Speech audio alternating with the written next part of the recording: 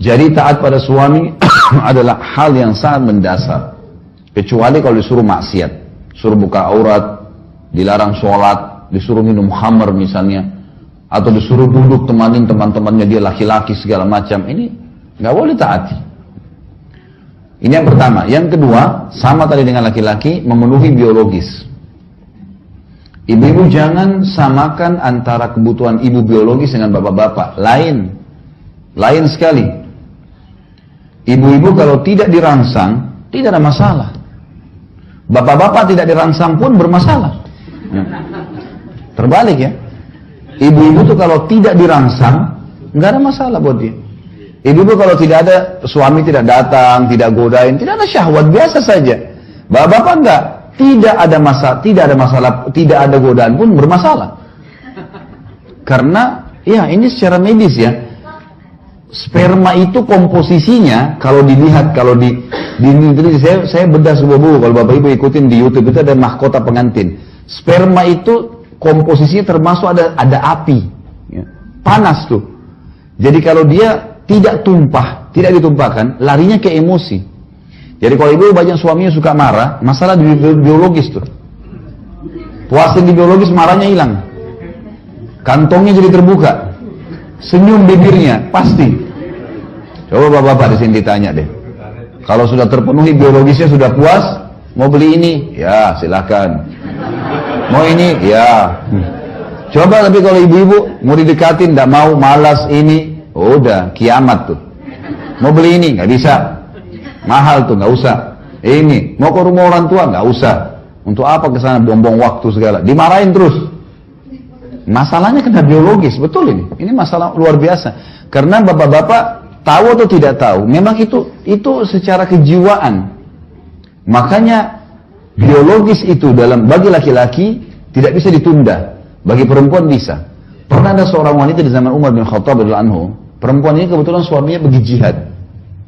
Terus perempuan ini rupanya sudah 4 bulan suaminya nggak pulang.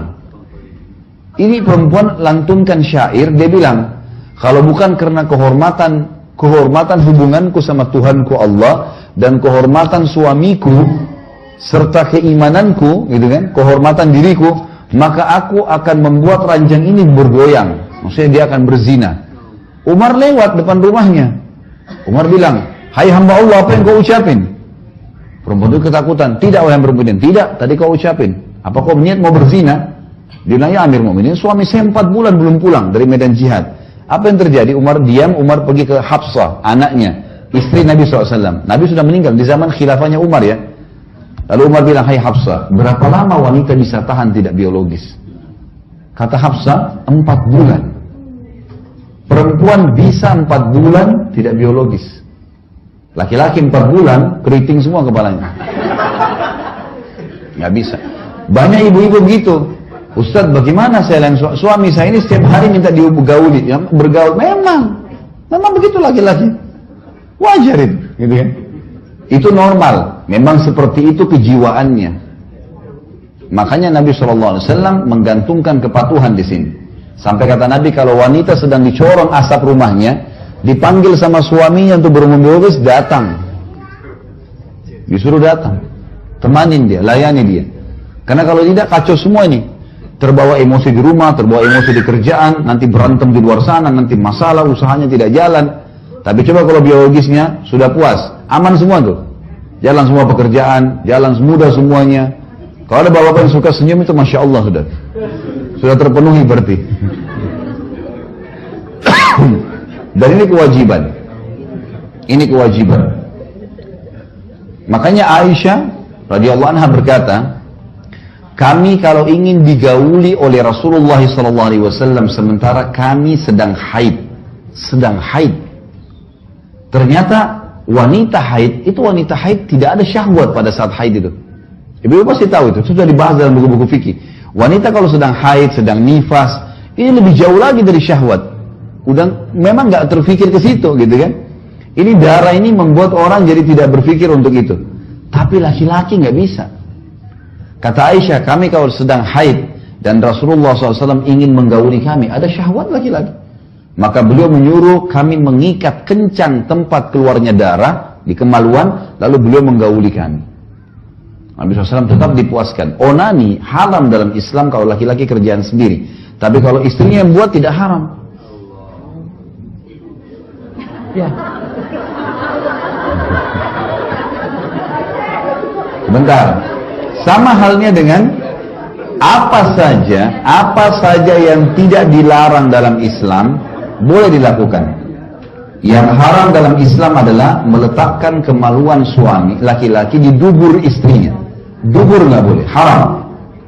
Karena dubur itu tempat kotoran, keluarnya gas, angin, kentut, dan juga keluarnya tinja. Ini bakteri yang kalau tidak dikeluarkan bisa mematikan manusia. Jadi bukan tempat kemaluan di situ. Dan tempat kemaluan di tempat yang diletakkan adalah kemaluan. Makanya Allah bilang tentang haid kan. Ditanyakan kepada Muhammad tentang haid, katakanlah dia penyakit. Dan kalau mereka sudah suci, arti ayatnya, maka gaulilah mereka di tempat yang telah Allah perintahkan kalian, di kemaluannya. Oral seks termasuk dibolehkan. Apa saja selain daripada meletakkan kemaluan di dubur atau meletakkan kemaluan di kemaluan lagi haid dan nifas boleh dilakukan. Saya kasih contoh misal, teman-teman kita muhajirin, sahabat-sahabat Nabi dari Mekah, waktu hijrah ke Madinah teman-teman, rupanya tradisi orang berhubungan biologis di Mekah waktu itu, mereka menunggingkan istrinya dan mereka menggauli dari belakang, di kemaluan. Tradisi biologis orang Madinah adalah istrinya di bawah, suaminya di atas.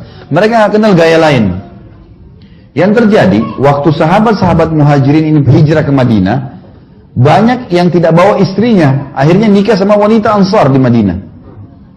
Waktu nikah sama orang Ansar, rupanya si suami mau gauli dengan cara Mekah, si istri Madinah nolak. Ini terjadi di zaman Nabi. Terdengar oleh Nabi SAW. Ini kasusnya, si istri nggak mau digaulin. Padahal kalau istri nggak mau digaulin berdosa nih. Gimana caranya? Turun firman Allah. A'udzubillahi minasyaitonirrajim. Nisa'ukum harthul lakum. Fatu harthakum anna syi'tum. Wa qaddimu li anfusikum. Istri kalian adalah ladang buat kalian. Datangi ladang kalian semau kalian dan dahulukan diri kalian.